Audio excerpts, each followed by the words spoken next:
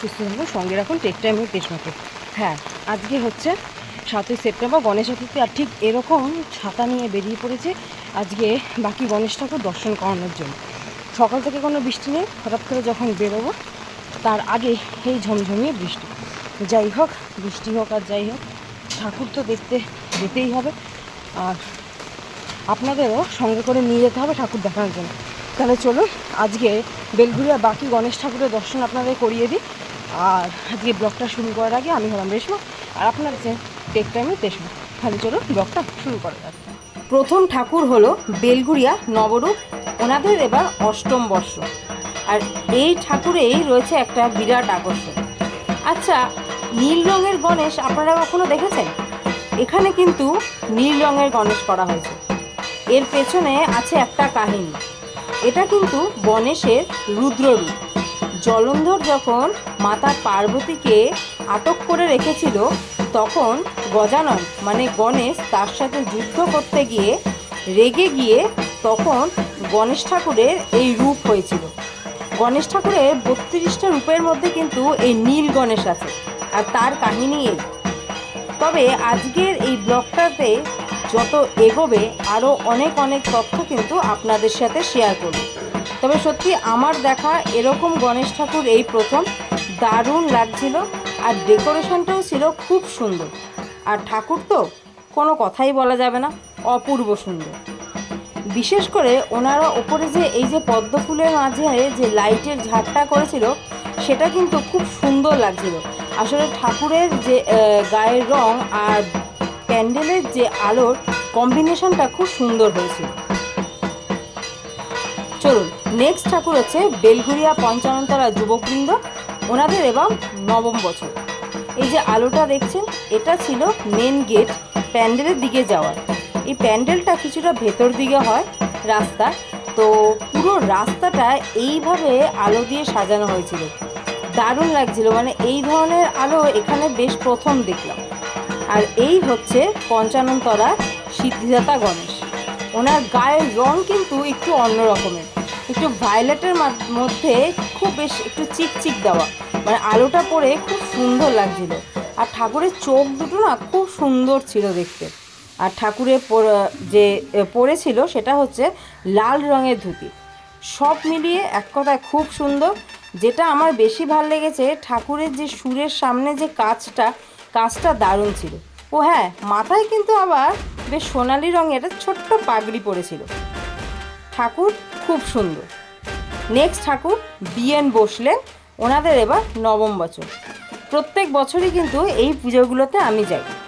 তো আচ্ছা, যেটা প্রথমে বললাম, এবারে ব্লগে কিন্তু বেশ কিছু নতুন তথ্য দেব। আচ্ছা, আপনারা তো এই যে জানেন যে গণেশ ঠাকুরের 2 বউ, ঋদ্ধি আর সিদ্ধি। কিন্তু গণেশ ঠাকুরের ছেলের নাম জানেন? অনেকেই হয়তো দেখে থাকবেন বাড়ির দরজা এন্ট্রান্সের ওপর দিকে লিখে রাখে শুভ লাভ, বা কোনো ফার্নিচারের ওপর লিখে রাখে শুভ লাভ, বলে নাকি এটা খুব শুভ। এই যে শুভ আর লাভ, এটাই কিন্তু গণেশ ঠাকুরের 2 ছেলের নাম। আর এই যে এখানে যে গণেশ ঠাকুরটা দেখছেন, এই যে পিঙ্ক রঙের, এটা কিন্তু পুরো শোলা দিয়ে করা হয়েছিল হাতে গণেশ ঠাকুর। আর পুজো হয়েছিল এই গণেশ ঠাকুর। ওনাদেরও কিন্তু প্রত্যেক বছর গণেশ ঠাকুরের মুখ খুব সুন্দর হয়। তাহলে জানা গেল তো এই শুভ লাভ কথাটার মানে কি। আরও একবার বলে দিই, এই শুভ লাভ হচ্ছে গণেশ ঠাকুরের 2 ছেলে। পরবর্তী ঠাকুর আমরা সবাই, ওনাদের এবার 2য় বছর। যদি এই ঠাকুরটা আমি প্রথম দেখলাম, গত বছর গেছিলাম, হয়তো চোখে পড়েনি, কিন্তু এবার চোখে পড়েছিল, তাই একবার ঠাকুরের দর্শন করে এসেছিলাম। আর এই ঠাকুরের সবচেয়ে বেস্ট আমার যেটা লেগেছিল, মাথায় এই নীল পাগড়িটা দারুণ লাগছিল। এই মাথায় এই নীল পাগড়িটা, আর প্রত্যেক ঠাকুরের হাতেই ছিল বেশ বড় সড়ো সাইজের লাড্ডু। এটা সত্যিই কিন্তু দৃষ্টি আকর্ষণীয় ব্যাপার। পরবর্তী ঠাকুর বেলঘুরিয়া নবীনদল। প্রত্যেকবারই যখন যাই কোনো না কোনো ঠাকুরের আরতি দেখতে পাই। এটা একটা আক্ষেপ লাগছিল যে বা আরতিই দেখতে পেলাম না, কিন্তু এখানে এসে দেখলাম আরতি স্টার্ট হয়ে গেছে। তাই কিছুটা আরতির ক্লিপিংস আপনাদের জন্য তুলে নিয়ে এসেছিলাম শেয়ার করার জন্য। আর অপূর্ব আরতি হচ্ছিল।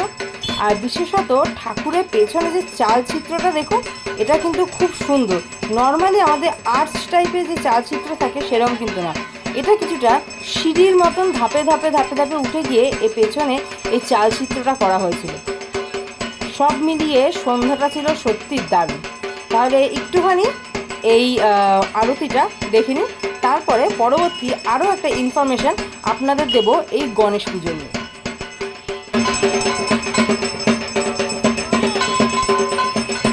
চলুন এবার এগিয়ে যাই এই বছরের শেষ ঠাকুর বেলঘুরিয়া ব্যবসায়িক সমিতি। এখানেও আরতি চলছিল। আর যেটা গণেশ ঠাকুর সম্পর্কে এই বছরের মতন লাস্ট ইনফরমেশান, আবার নেক্সট ইয়ার দেখা যাবে।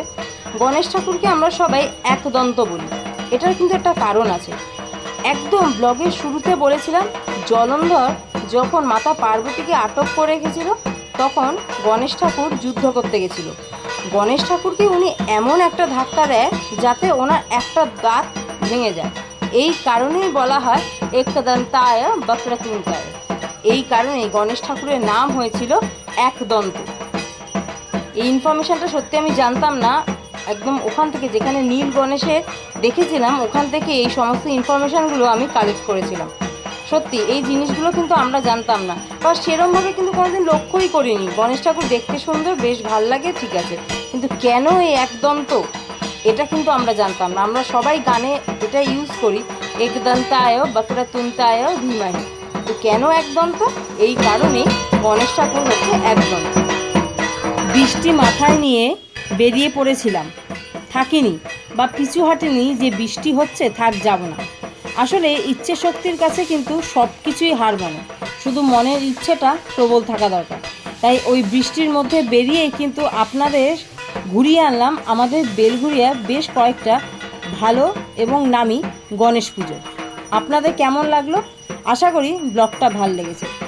আর ওই যে আরও একবার, ইচ্ছে শক্তির কাছে কিন্তু সব কিছুই হার মানে, শুধু মনের ইচ্ছেটা প্রবল থাকা দরকার। ঠাকুরের কাছে এটাই প্রার্থনা। 2024 গণেশ চতুর্থী ব্লগ তাহলে এই ঠাকুর দিয়ে শেষ করলাম। পুরো ব্লগটা আপনাদের কেমন লাগলো? ভালো লাগলে কিন্তু অবশ্যই লাইক, শেয়ার, কমেন্টস, আর হ্যাঁ, চ্যানেলটাকে সাবস্ক্রাইব করতে ভুলবেন না। আশা করি ভালো লাগবে। আবার দেখা হবে সামনের বছর গণপতি বাপ্পা ব্লগ নিয়ে। ততক্ষণ ভালো থাকুন, সুস্থ থাকুন, সঙ্গে রাখুন টেক টাইম উইথ রেশমাকে। তাড়াতাড়ি হাজির হচ্ছি নতুন নতুন ব্লগ নিয়ে। ভালো থাকুন।